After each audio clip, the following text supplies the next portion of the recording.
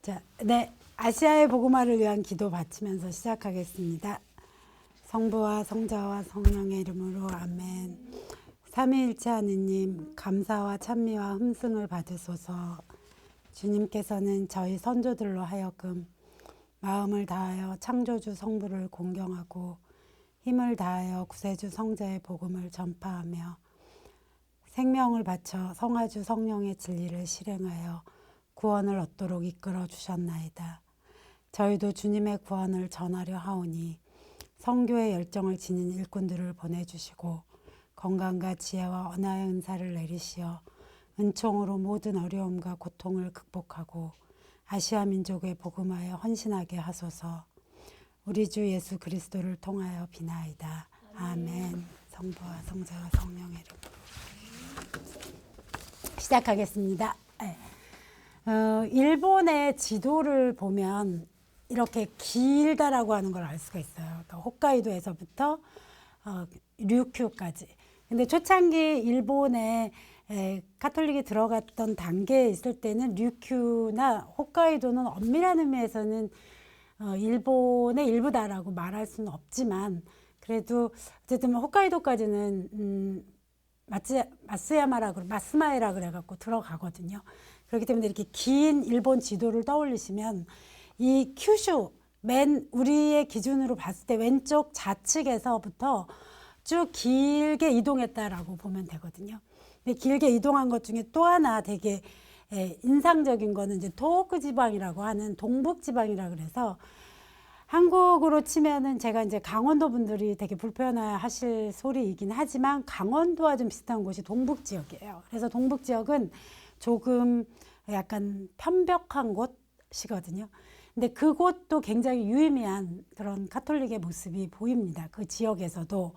근데 어쨌든 처음 들어가셔서 약 150개 지방 정도를 쭉 순회를 하게 되거든요. 신부님들께서 순회하면서 교인들도 굉장히 다양하게 생겨납니다.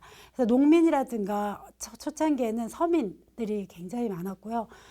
뭐 여러모로 접하셨겠지만 무엇보다도 사일런스라고 하는 영화를 통해서 굉장히 많은 분들이 알고 계시죠. 당시에 일본의 그 농민들의 그 신자들이 어느 정도 독실한 믿음을 가지고 있었는지를 알 수가 있는데 이제 퍼져나가기 시작을 하는 거죠. 퍼져나가는데 이제 조금 더 이제 우리가 해를 거듭하면서 좀 더 자세하게 보겠지만 1980년대, 그러니까 1580년대에 보면은 발리냐뇨 신부하고 코엘료 신부가 오다 노부나가, 우리가 지난 시간에 오다 노부나가와 도요토미 히데요시, 도쿠가와 이에야스 정도는 기억을 할 필요가 있다. 카톨릭 역사에 있어서 라는 말씀을 드렸는데요. 발리냐뇨와 코엘료 신부가 이 두 사람을 만나게 됩니다. 그러니까 일본의 천하를 제패했던 이 두 사람을 만남으로 인해서 카톨릭의 전파에 굉장히 유리한 그런 상황이 만들어집니다. 그래서 1580년대에 그럼에도 불구하고 1587년에 바테렌 추방령이 내려지거든요. 그러니까 이 바테렌은 한자어인데 한자를 그러니까 음차를 했다라고 할 수가 있겠죠. 그러니까 우리가 신부님이다라고 하는 파드레라고 하는 그 말을 한자에 음차를 해서 바테렌이라고 일본인들이 읽었거든요. 그래서 이 바테렌 추방령이 1587년에 일어나거든요. 그러니까 이거는 이제 도요토미 히데요시가 내린 거죠. 도요토미 히데요시가 내려서 오다 노부나가는 조금 더 자유롭게 카톨릭의 전파를 용인했다라면 이 사람 자체가 굉장히 자유로웠는데 도요토미 히데요시 때에는 조금 복잡한 상황이 얽혀 들어갑니다. 그래서 복잡한 상황이 얽혀 들어가는 데에는 초창기에 들어왔던 예수회 선교회하고 예수회하고 프란치스코회 등 각각의 그 교파들 간의 경쟁이 가속화되어지면서 오해를 낳기도 하고 이런 문제를 낳거든요. 그러니까 이 바테렌 추방령이 일어났던 1587년 정도는 기억을 할 필요가 있겠죠. 일단 들어갔는데 1549년에 들어가서 1587년에 1차적인 이제 탄압이 시작되어지는 시기인데 이때까지 했을 때 일본의 기리스탄 신자, 그러니까 기리스탄이다라고 부르는 거죠. 카톨릭 신자를. 근데 이 기리스탄 신자가 모두 몇 명이었냐라고 하면 약 20만 명 정도였고요. 교회가 200개 정도였다라는 거예요. 근데 우리가 단순 계산을 했을 때 20만 명인데 교회가 200개다. 그러면 이제 산수를 못하는 저는 굉장히 머리를 막 굴리게 되는데 한 교회당 몇 명이라는 거죠? 1000명 정도가 된다라는 거죠. 맞나요? 이게 또 산수 틀리는 사람으로 이제 또 유명해질 수 있는데, 어쨌든 그 정도로 200개 정도의 교회 20만 명 정도였다라는 거고요.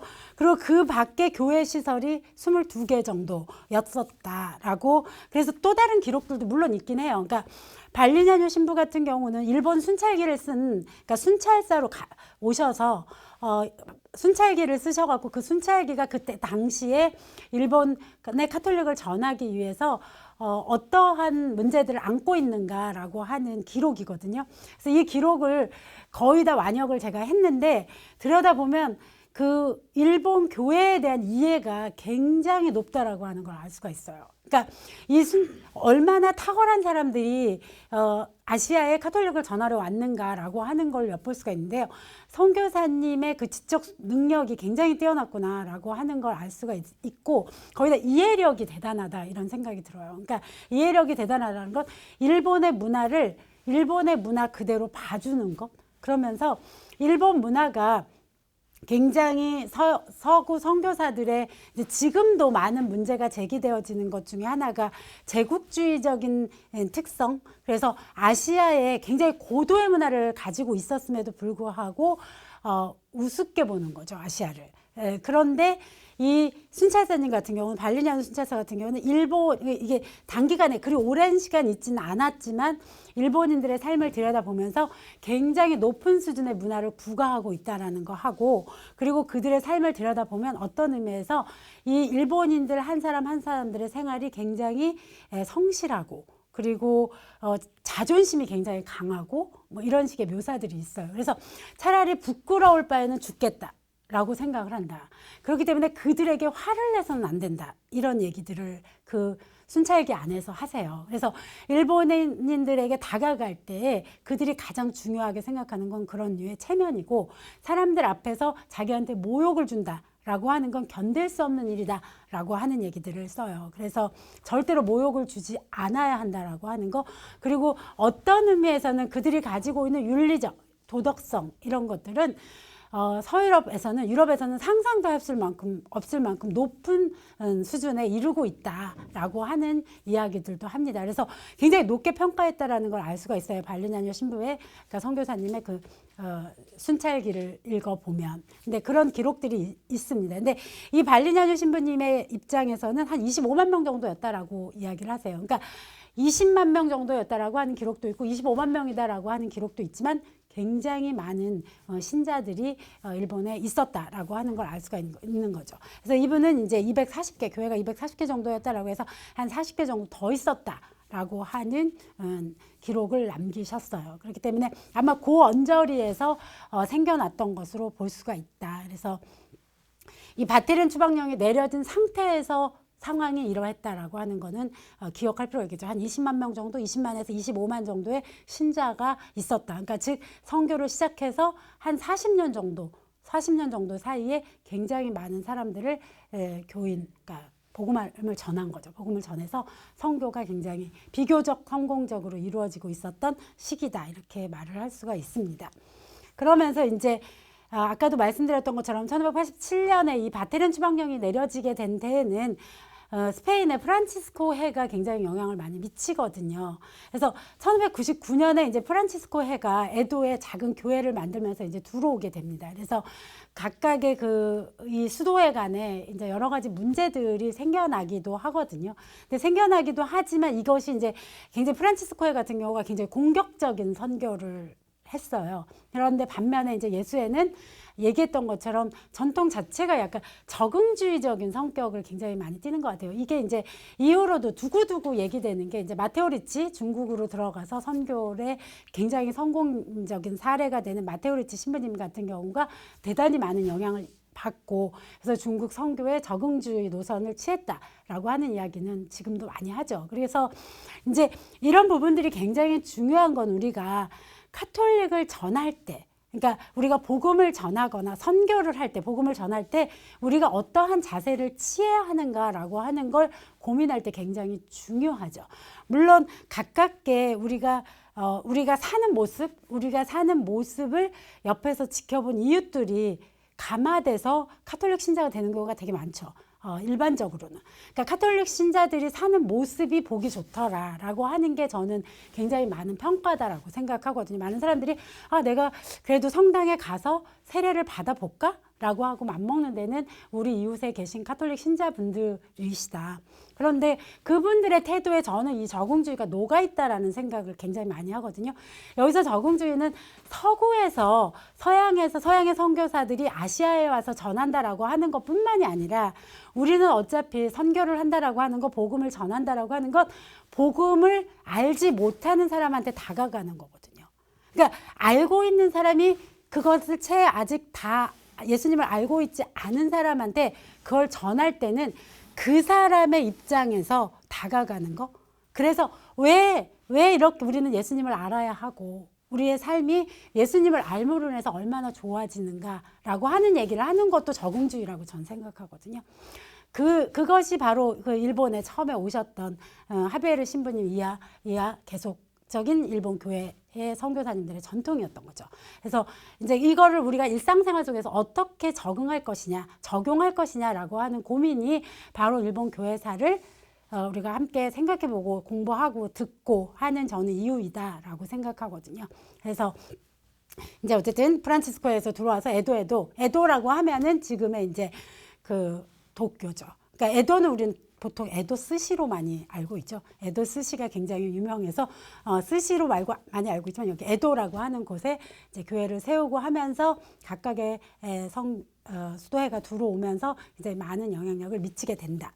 근데 이때 이제 좀 기억해 볼 만한 사람 중에 이제 해를 더해가면서 조금 더 자세하게 다루겠지만 오늘까지는 좀 이렇게 개략적인 흐름을 볼 거기 때문에 다떼 마사무네라고 하는 장수가 있어요. 이 사람이 아까 제가 얘기했던 동북 지역, 그러니까 비교적 일본에서 편벽한 지역의 다이묘예요. 그러니까 대빵인 거죠. 본건 영주인데 이 다떼 마사무네는 여러분들이 일본에 조금 관심이 있는 사람이면 한 번쯤 그 초상화를 봤을 수도 있어요. 외꾸눈의 장수.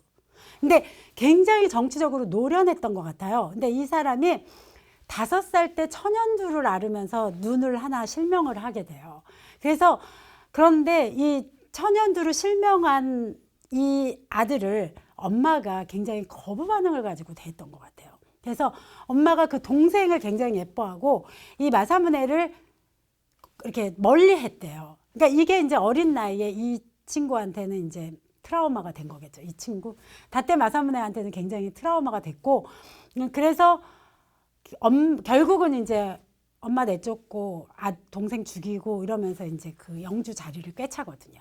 그러면서 이제 훗날에 에도 시대 때까지도, 그러니까 즉 도쿠가와 이에야스에 의해서 에도 막부가 들어선 다음에도 지속적으로 도요토미 히데요시 편에 섰다가 다시 도쿠가와 이에야스 편에 서는 굉장히 그 노련하게 그 승자의 편에 서면서 그러면서 이제 에도 막부 때까지도 살아남는 사람인데, 이 사람이 카톨릭사에 있어서 한 가지 유의미한 일을 해요. 그게 뭐냐면 K초 유럽 파견 사절단을 보낸 거예요. 이게 이제 앞에서 우리가 지난 시간에 했는데 여러분 기억을, 보통 제가 이제 수업을 하든 뭘 하든 보면 학생들 나가면서 들어와서 귀로 오른쪽 귀로 들어왔다가 나가면서 왼쪽 귀로 다 빠져나가서 그 다음날 물어보면 아무도 기억하지 못하는 일이 태반이기 때문에 그런데 이 유튜브가 좋은 점이 뭐겠어요? 돌아가서 되돌려 보시면 된다라는 건데, 되돌려 보시면은 소년사절단, 유럽에 보냈던 소년사절단 이야기를 했었어요. 그쵸? 그래서 그 소년사절단 다음가는 파견이죠. 이게 K초 유럽 파견 사절단인데, 그때도 가서 교황님도 뵙고 소년들 4명이 갔다 왔죠. 근데 이 K초 유럽 파견 사절단은 에도 막부 이후에 보내요. 그러니까 도쿠가와 이에야스가 통일을 하고 난 다음에 보내거든요. 근데 여기에 보낸 거는 그 이전에는 아까 그 발리냐뇨 신부님께서 그 소년들을 데리고 갔던 게 그 텐쇼 소년 유럽 파견 사절단이었다면, 이 K초 유럽 파견 사절은 다떼 마사무네가 프란치스코에, 즉 스페인 쪽하고의 교역을 목적으로 보내요. 교역을 목적으로 보내는데 여기에 이제 정사가 누구였냐? 그러니까 정사, 부사가 있어요. 그러니까 우리가 대장, 부대장이다라고 말할 수가 있겠죠. 이 사절단에. 근데 이 정사는 루이스 소테로라고 신부님이 가시거든요. 그래서 이제 이 이 사절단이 가서 굉장히 먼 거리를 가요. 근데 목적은 다떼 마사무네의 목적은 뭐였냐면 저기였어요. 그러니까 그 스페인하고의 교역이 이 교역을 통해서 다떼 마사무네의 욕심은 자기가 그 최고 도쿠가와 이에야스와 같은 도요토미 히데요시와 같은 자리에 올라가는 게 이 사람의 목표였기 때문에 이 선교사를 통해서 스페인하고 교역을 해서 그 교역으로 그 부를 획득하려고 하는 게 저변에 깔려 있기는 했죠. 근데 이게 저변에 깔려 있긴 했지만 부사로 갔던 사람은 그렇진 않았던 것 같아요. 그러니까 훨씬 믿음이 있었던 거죠. 그래서 게이초 유럽 파견 사절단이 이제 가는데 언제 가느냐? 1613년에 떠나요. 1613년 10월 28일에 떠나는데 음력으로는 9월 15일이었다라고 하는데 1613년 10월 28일 날 가서 스키노우라라고 하는 곳에서 출발을 해갖고 에스파냐, 멕시코로 가서 그러니까 멕시코의 아카폴코 무역망이라고 그때는 이야기를 했어요. 그래서 이게 이제 또 굉장히 흥미로운 지점인데 요 시기가 중국은 명나라하고 청나라가 교체되는 시기예요. 그러니까 중국은 명나라에서 청나라로 넘어가고 조선은 조선이었죠. 조선의 그 중기에서 이제 조선 초기에서 중기로 넘어가는 요 시점이었고 일본은 앞에서 말했던 것처럼 전국시대라고 해서 오다 노부나가 도요토미 히데요시 도쿠가와 이에야스라고 하는 이런 사람들이 경합을 하는 이런 전국시대였던 거예요. 그러니까 중국에서는 명나라에서 청나라로 교체되는 시기, 교체가 되고 일본에서는 막부가 도쿠가와 이에야스로 거듭나는, 그러니까 도요토미 히데요시에서 도쿠가와로 바뀌는 이 격변기였는데 조선은 좀 예외적이죠. 조선이 500년을 갔으니까. 조선 왕조 500년이 자랑스러울까라고 하면 이 부분에서 조금 퀘스천 마크가 들어가는 부분들이 있어요. 그러니까 조선이 굉장히 독특한 문화가 있어요. 그러니까 잘 변하지 않아요. 그러니까 이 관성이 굉장히 강한 나라인데 어쨌든 요 시기인데 이 시기가 무역망이 형성이 되어져 있었던 거죠. 그러니까 즉 누구야 그 사람 그 아메리카 대륙을 발견했다 이렇게 말하는 것도 콜럼버스에 의해서 콜럼버스가 아메리카 대륙으로 가면서 구대륙하고 신대륙을 연결하게 되는 요 시점에 이 아메리카 대륙이 개발되어지면서 무역이 굉장히 왕성하게 이루어져요. 그러니까 그 무역망을 아카폴코 무역망이다라고 얘기를 하거든요. 근데 이 아카폴코 무역망을 통해서 가장 부자가 된 나라는 중국이에요. 그래서 이 무역망을 통해서 부를 가장 많이 획득했던 나라는 중국이고 이 그러니까 아메리카 대륙에서 그러니까 아메리카 대륙이 스페인하고 포르투갈에 의해서 개발되어지면서 은강이 굉장히 많이 이렇게 개발이 되거든요. 그래서 그 아메리카 인디언들을 동원해가지고 은강을 파요. 그래서 그 은을 통해서 스페인하고 포르투갈이 이 은을 가지고 뭘 하고 싶어 했느냐라고 하면 갖고 싶어 하는 게 있었어요. 우리는 지금 여러분들 가장 갖고 싶은 거 하면은 그러니까 물적으로 가장 탐난다라고 하면 여러분 뭐를 이야기를 하실까요? 저는 제 생각에는 아마도 람보르기니 아닐까? 포르쉐? 뭐 이런 거 갖고 싶잖아요. 근데 그런 거에 해당되는 물건이 전부 다 중국 물건이었어요. 그러니까 중국이 그렇기 때문에 세계 제국이었고 제가 이런 얘기하면 중국을 우습게 하는 사람은 대한민국밖에 없다라고 얘기하죠. 그러니까 중국이라고 하는 나라는 이렇게 세계 최대 제국을 지속적으로 만들었던 나라예요. 그렇기 때문에 지금 중국이 떠오르는 거에 대한 굉장한 경제적인 제재가 세계적으로 이루어지고 있죠. 그거는 중국이 세계 최고의 제국이었던 무수한 역사를 가지고 있기 때문이거든요. 근데 이때도 그런 시기였다라는 거예요. 이 아카폴코 무역망을 통해서 명나라 말해서 청나라 때 굉장한 제국이었거든요. 그러니까 이 대부분의 것들이 전부 다 중국으로 흘러들었고 그 중국의 물건 중에 뭐를 갖고 싶어 했느냐라고 하면 뭐 청화백자, 비단, 차 이런 것들을 가지고 싶어 했어요.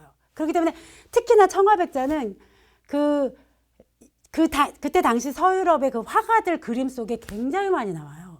굉장히 많이 나오는데 왜 저게 나오지라고 하는 굉장히 신기하게 생각됐는데 그것들을 서유럽의 귀족들이 몹시나 가지고 싶어 했던 물건이기 때문인 거거든요. 그게 이제 들어갔던 거고, 그것이 그 우리가 앞에서 지난 시간에 얘기했던 루벤스의 그 이퐁이라고 하는 그 상인이 거기까지 갔다라고 얘기했잖아. 네덜란드인데까지 가서 그 그림에 등장한다라고, 그러니까 성프란치스코의 기적이라고 하는 그 그림에도 나온다라고 얘기를 했는데, 이때 이 무역망이 그 무역망인 거예요.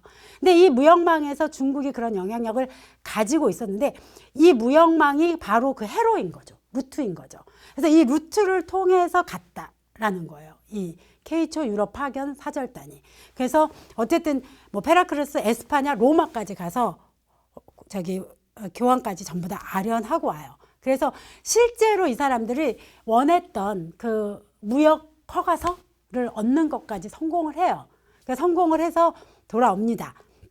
그래서 1615년 1월 30일에 에스파냐 국왕을 만나요. 펠리페 3세를 만나고요. 11월 3일에 교황 바오로 5세를 아련을 해요. 이 사절단이. 그러니까 다 만난 거죠. 다 만나고 허가서를 받아가지고 1620년 9월 20일에 귀국합니다. 근데 1620년 이러면은 뭐가 있느냐라고 하면 도쿠가와 막부가 성립이 되면서, 즉 에도 막부가 성립되면서 이 기리스탄에 대한 탄압이 엄청나게 가속화되어졌던 시기예요. 그러니까 이 사절단이 갔던 이 사절단의 입장은 어떠겠어요? 그러니까 다떼 마사무네의 그림을, 사진 같은 것들이 남아있는 게 꽤 있거든요. 근데 이 다떼 마사무네의 사진을 보면 앞에서 제가 얘기했던 이 애꾸눈이라고 그랬잖아요. 근데 애꾸눈으로 초상화가 남아있는 건 별로 없어요. 왜냐면 자기가 이 컴플렉스가 너무 심했기 때문에 자기를 제대로 그려라 라고 했는데, 한번 유튜브 들어왔다가 라든가 한번 찾아보세요. 다떼 마사무네의 초상화를 찾아보면 이 사람의 모습도 나오고요. 이때 이 K초 유럽 파견 사절단의 대표는 하세쿠라 스네나가라고 하는 사람이에요. 그래서 이 사람이 아련을 한 거죠. 교황까지 전부 다 아련을 했는데, 이 사람의 그림에 우리가 지난 시간에 다뤘던 루벤스가 이 사람의 초상화도 그려줬어요. 그리고 남아있어요. 이 사람의 그 벽화로 그 교황청에 그림도 이 사람이 다녀갔던, K초 유럽 파견 사절단이 다녀갔다라고 하는 것들이 그림으로도 남아있거든요. 그래서 이 하세쿠라 스네나가라고 하는 사람 보여드리고 싶은데, 있습니다. 그래서 벽화로도 남아있고요. 이렇게 십자가 앞에서 이렇게 손 모으고 하세쿠라 스네나가라고 하는 이 사절단의 부사였던 거죠. 소테로 신부가 정사고 이 사람이 부사인데, 이분이 이렇게 손 모으고 십자가 앞에 있는 그림도 남아있고요. 그래서 이런 그림들이 있고, 루트도 보면은 1613년부터 1614년, 1615년 로마 갔다가 다시 스페인 1616년에 왔다가 이렇게 돌아오는 그런 루트들도 찾아볼 수가 있어요. 그래서 함께 보면 좋은데, 어쨌든 그런 루트들도 남아있기 때문에. 그리고 산후안 바우티스타호라고 그래가지고 이 배를 타고 가요. 그러니까 다떼 마사무네라고 하는 그 영주가 만드는 거죠. 이 배를 만들어가지고 이 배에 그 K초 사절단이 타고 그 루트를 따라서 간다라는 얘기예요. 그러니까 이런 루트를 따라서 갔다. 이런 루트를 따라서 갔고요. 이 사람이 십자가 앞에서 기도하고 있는 모습을 혹시 십자가가 오른쪽 쪽에 십자가상이 있어요. 그 앞에서 손을 모으고 있죠. 이런 그림들이 남아있다. 그러니까 대단했던 거죠. 이때의 그 사절단도. 그래서 어쨌든 유의미한. 그런데 이제 이 사람 그 하세쿠라가 돌아왔을 때가 1620년이라고 했잖아요. 이때 이미 카톨릭에 대한 탄압이 어마어마하게 시작되어지고 있고, 나가사키에서는 후미에도 시작되고 있었거든요. 그러니까 여러분들이 한 번쯤은 들어봤을 거예요. 그러니까 성상을 밟게 하는, 그래서 카톨릭 신자들을 걸러내는 일도 행해지고 있었기 때문에, 이 사람은 갔다 와서 원대한 자기 나름의 꿈이 있었을 거 아니에요. 가서 이 사람은 하세쿠라 스네나가는 로마 시민증도 받았거든요. 로마 시민증도 받았고, 그리고 이제 자기가 돌아가서 이 복음을 실천하고 선교를 하고 이런 꿈을 가지고 돌아왔을 거 아니에요.